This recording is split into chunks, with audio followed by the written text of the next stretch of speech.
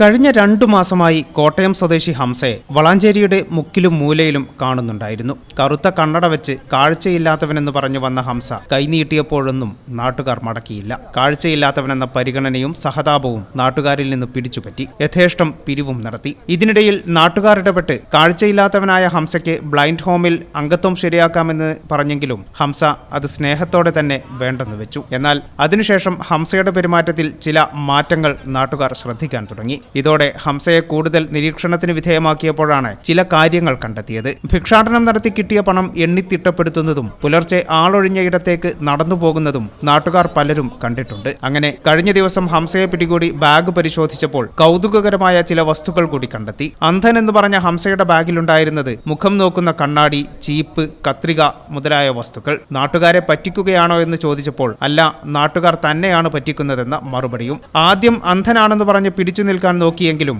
നാട്ടുകാർ കൂടിയതോടെ ഹംസ സത്യം പറഞ്ഞു. ഒടുവിൽ ടീം വളാഞ്ചേരി കൂട്ടായ്മ പ്രവർത്തകർ ഹംസയെ സ്വന്തം നാടായ കോട്ടയത്തേക്ക് കയറ്റിവിട്ടു. ഇനി ഇത് ആവർത്തിച്ചാൽ പോലീസിനെ അറിയിക്കുമെന്ന് ഒരു മുന്നറിയിപ്പും.